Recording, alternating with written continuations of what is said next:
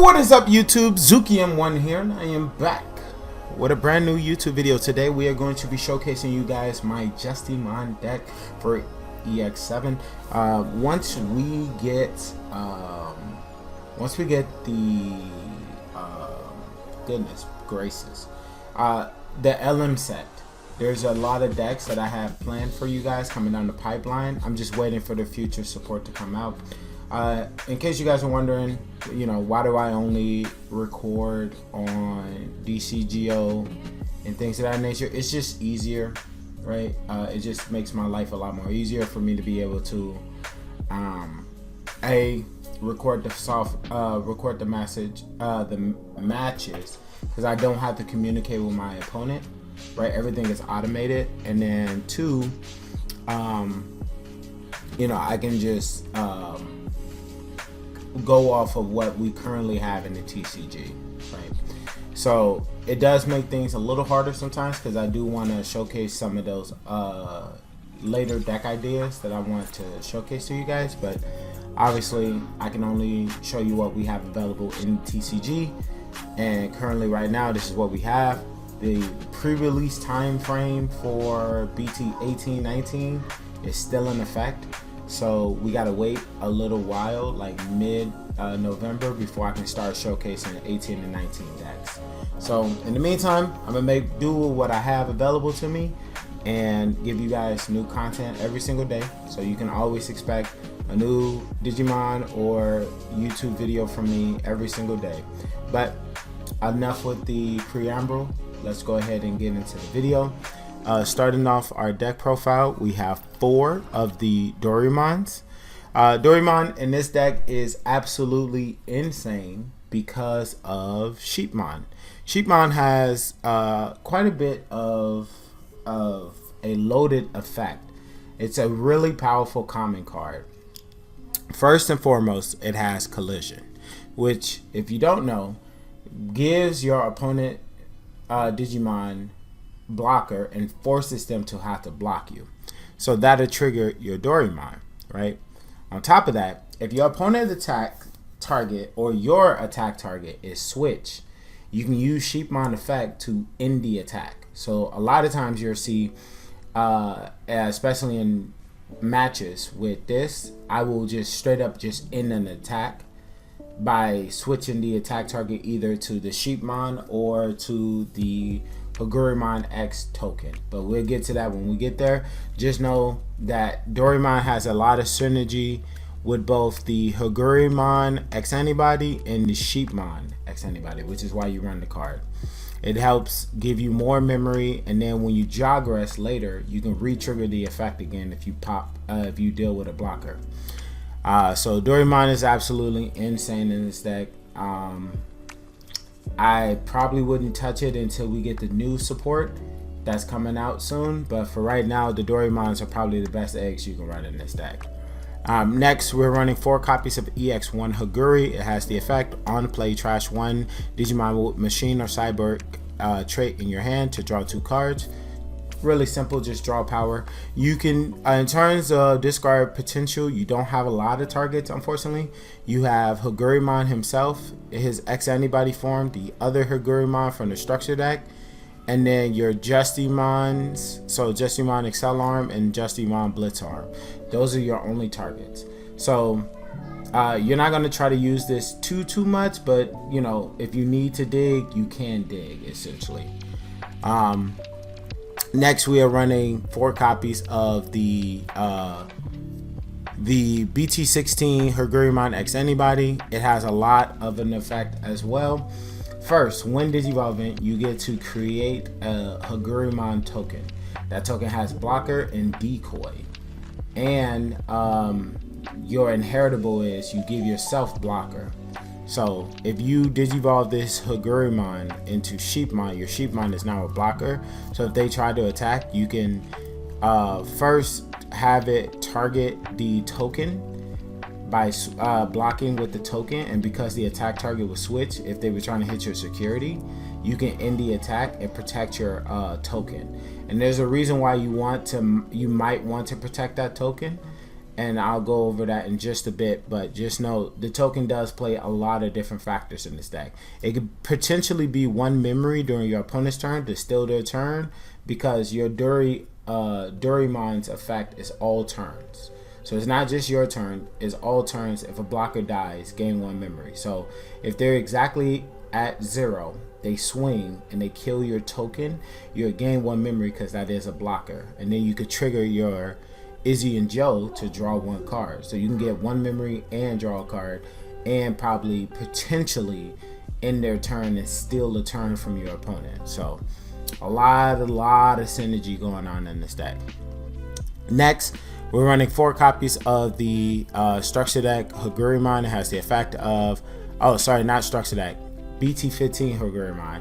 And it is on play, reveal the top 3 cards of your deck. Add 1 machine or cyborg trait, and then 1 black tamer amongst them to your hand, and return the rest to the bottom of your deck. So it's potentially a double hitter, but you really only care about the inheritable, which is reboot.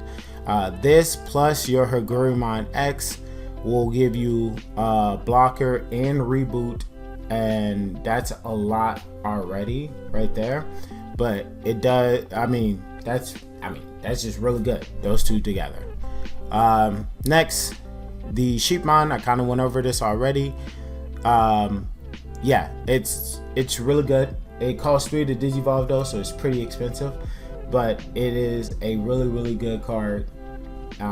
It basically have everything that I mentioned: armor purge, collision, and the ability to end an attack if an attack target is switched.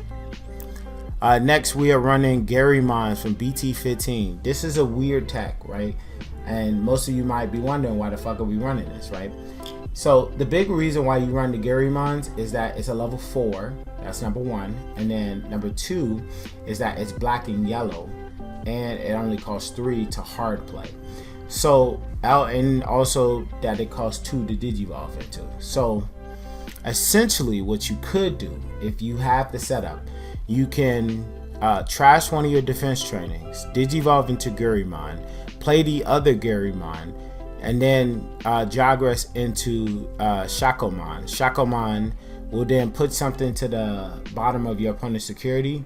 You can swing and then apply 2 negative security to one of your opponent's Digimon. So you can either put it on 2 separate targets or both of the 2 onto 1 target. So lot of potential right there. And then obviously, because the Shakomon has partition, if they remove it any other way other than battle, you can bring back out your Garymons and then Jogress into another Shakomon. So cool little play right there. But obviously you don't want to just rely on the Shakomons as being your only 5. So you're also running the Manamon. Manamon has the effect of on play / when Digivolving, you can reveal the top 5 cards of your deck and then play a tamer. So you can play out 1, 2, 3, 4 different possibilities, and we run in total 5, 7, 10 tamers. So you got a lot of different tamers that you could potentially hit off this effect. And then its inheritable is when you play another Digimon by an effect, one of your Digimon gains blocker until the end of the turn. So just another way to pass out blocker to one of your units on your board. Now, once we get the LM set, these and these are all going to get replaced. So these are going to become the Cyberdramon Ace, and then these are going to potentially be a different level 4 altogether. And these are going to get replaced with scrambles. So that way we can build up our stack that same turn, essentially. That, or it'd be 3 defenses and 3 scrambles type of thing. So it'd be a 3-3 split. But that's for later when we get those cards. Right now, this is what we have available to us. So this is the deck. Next, I'll cover the Justimon first before we go into his variant. So Justimon Blitzarm, it has the effect of when Digivolving, you can activate one of these 3 effects. You gain 2 KDP. You can delete a cost 5 or lower Digimon or you can unsuspend this Digimon. So essentially you can pop an ace for free, because most aces that are level 5 or lower, and no, that are just level 5, cost 4. So you can pop an ace for free if they're sitting face up on an ace. Next, you can make your Justimon 13k when you attack. 13k when digivolving, and then when you attack, you can trigger his effect per tamer. So let's say, hypothetically speaking, I had 5 tamers face up. If I have 5 tamers face up, I can trigger his when digivolving effects 5 times. So it'll go unsuspend, gain 2k, gain 2k, gain 2k, and then pop a 5 cost. I can do that all within that same swing. Now it won't trigger again when I attack again, because this is only once per turn. But that's a lot of value that came out of that single swing. And then you can digivolve your Justimon Blitz Arm into his variant Justimon Excel Arm, which has the effect you can bounce your Justimon other than him back to your hand. This is the only other one that we run. So you bounce back your Blitz Arm back to your hand to gain +1 security and piercing. And then when attacking, you can pay 2 memory to swap back to your Justimon. So the OTK is that you swing with this guy, he gains +1 in piercing. He has swapped back to the Justimon. Justimon will trigger his when digivolving effect to unsuspend. So you continue the attack unsuspended. Then you can attack again, trigger all of your when digivolving effects, and then unsuspend, and then swing again. So potentially you can do that up to 4 times. Now obviously, depending on how much memory you got, you can keep looping that back and forth, back and forth, back and forth. So if you have enough memory, you can keep going back and forth between these forms, obviously, as long as you got the memory and the cards in hand. But that's a lot of great synergy. Now, some people like to use some of the other variants. I would not recommend it right now, just because they don't really help you with a lot of different things. Like the critical arm, there is an argument to be made for that one now, just because ace do exist. And because ace do exist, it can pop a cost 9 or lower. And because it can pop a cost 9 or lower, you can potentially get rid of level 7 aces for free, just for digivolving into critical arm. But that's more of a control style. You get what I'm saying? So like, this is more, I'm trying to win, and then the other one is I want to control. So it's really a conflict of interest in my personal opinion, which is why I don't run the other forms. But there is an argument to be made to run at least one if you wanted to. If that was the case, I would recommend to cut 1 Excel arm and put in the 1 critical arm as a tech if you really wanted to do something like that. Next, we run 2 copies of Izzy. Izzy has the effect of on play, you can search the top 3 cards of your deck. If it's all black, gain 1 memory. This is also potentially another way to be able to steal your turns from your opponent. If they hit an Izzy out of your security and they're at 0, and you activate the on play effect, that will steal the turn. So great tamer. Obviously, you don't always guarantee black, because we do run the Alice McCoy and the Taikumi. And I'll explain why you run these guys and go over a few combo routes that you can take with this deck. But just know that the Izzy is still an amazing tamer and probably the best option you have for this current build of Justimon. Next, we run Izzy and Joe. It has the effect of, if your opponent has 2 or more Digimons on their field, gain 2 memory.